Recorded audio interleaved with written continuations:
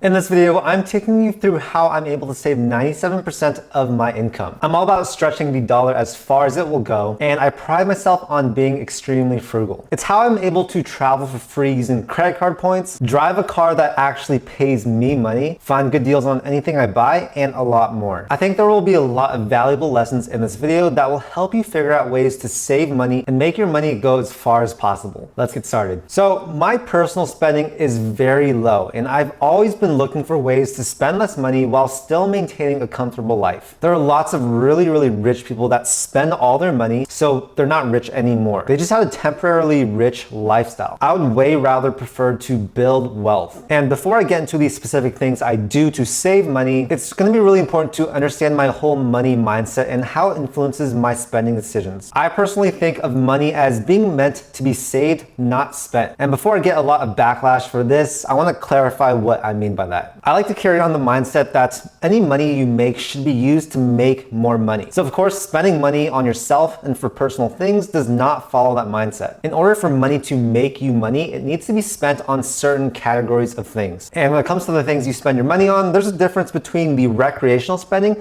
versus your baseline spending. Recreational spending is stuff that you spend money on that makes money leave your pocket and then it just does not come back. In other words, this type of spending is absolutely optional. Perhaps the biggest form of recreational spending for most people is eating out at restaurants. The majority of the meals that you consume at a restaurant are going to be overpriced. And if we're being honest, a really simple meal is going to satiate your hunger just as well as a really expensive, opulent meal. Of course, it's good to reward yourself every once in a while, but I do think that it is important to distinguish this type of spending and categorize it. On the other hand, we have baseline spending, and this is necessary spending to live your life. For example, we have your basic rent, so not living in a place that's really expensive based on how much you make. We have groceries, we have health insurance, we have necessary clothing, a means of transportation, so this could be something like a Toyota Camry, basic furniture, and many other things. You want to keep this whole baseline section as low as possible, but not low enough where you're not enjoying your life. I do think that there can be a great balance between having too much lifestyle inflation and being just absolutely too minimalist. So now let's talk about investments, and this is a category I absolutely love because every dollar you spend here in the long term should return at least, let's say, $2,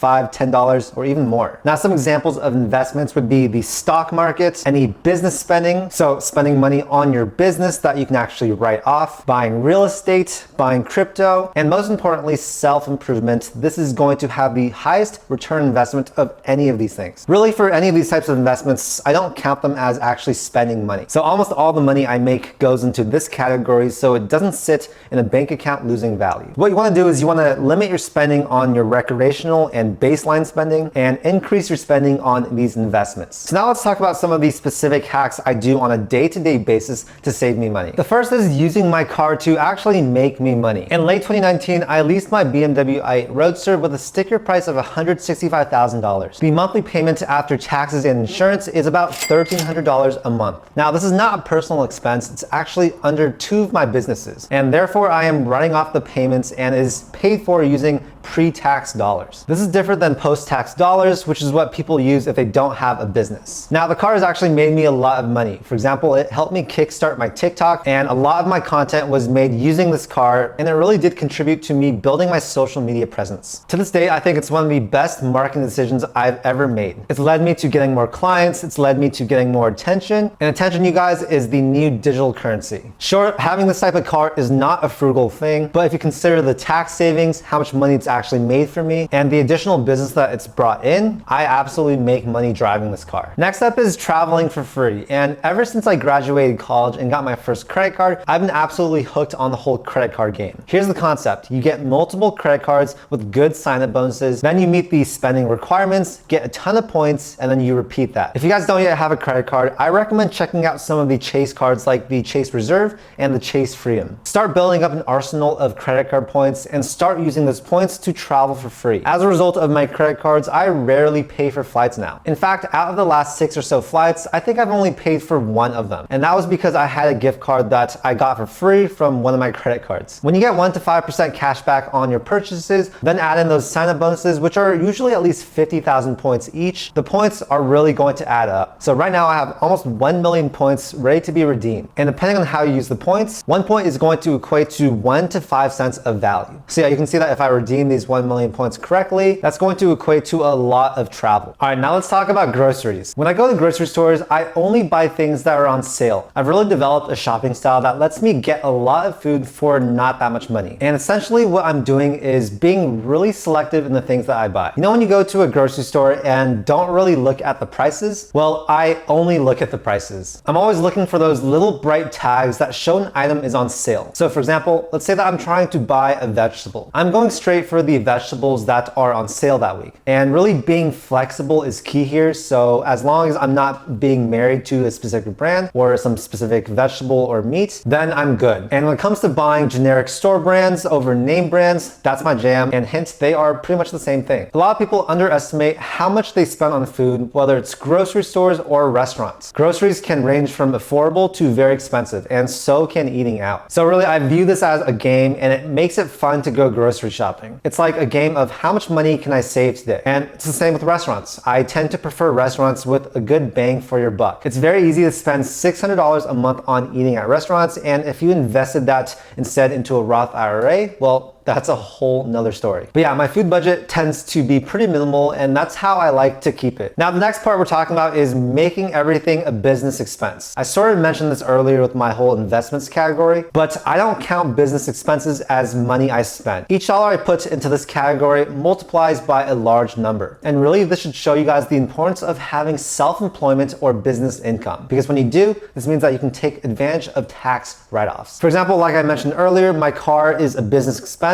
My business pays for it. And a really big tip I have for you guys is choose side hustles that have an overlap with your personal life. For example, your laptop can be a write-off. You probably would have bought one anyways for yourself, but if you have a business, you're able to buy it for that business, and that's going to actually lower your taxable income. Same thing with cameras, business meals, travel, self-improvement, and online courses. A lot of these things I would have bought for my personal life anyways, but they are directly related to my business, so that's why I'm able to write them off. I will say only write things off that are ordinary and necessary to your business. That way you won't have a problem with the IRS if you do get audited. And even a pretty significant portion of my rent is a write-off because I do have a dedicated studio in my apartment that is used only for business. So when you have a business, suddenly tax laws are your friend. And it just sucks because a lot of W-2 employees, they get screwed by the tax code, and they're essentially paying the highest rates of anyone out there. But yeah, a good chunk of my spending falls into business expenses, so my company is paying for it. That way I can limit my personal spending to things that don't relate to my businesses, like groceries, eating out, getting my dog groomed, and stuff like that. So of course, one of the big reasons why I'm able to spend less money now is because I really increased my income in the last year. This of course equates to me spending less of a percentage of my income. The pandemic has really shown how important it is to build multiple sources of income. And over the last 6 years since I graduated college, this is something that I have really been prioritizing in my life. This YouTube channel alone brings in 5 different sources of income. I also do real estate and mortgages as well as e-commerce. I'm really not trying to say this to brag. I'm just trying to say this because if I can do something like this, if I can build up these income sources, then I do think that any one of you guys watching this can do the same exact thing. And I really do emphasize on this channel that you want to work smart. You want to put your time and effort into things that are scalable, where you don't have the comfort of having an hourly wage, but you do have the comfort of knowing that you can make an uncapped amount of income. So yeah, in the last month, I've made almost $150,000 of profit, and of that money, I've spent way under $4,000 on my own personal lifestyle. So that's really how I came up with the whole 97%. Anyways, I really hope you guys enjoyed the video, and I really hope that you got something out of it. I'm actually gonna be making a video of my 12 different sources of income, and that will be posted on my channel in probably the next month. If you like the video, make sure to hit that like button and also subscribe to my channel to see more videos just like this. I make a ton of content about personal finance, investing, and entrepreneurship. Again, thank you so much for your time. I'll see you in the next video.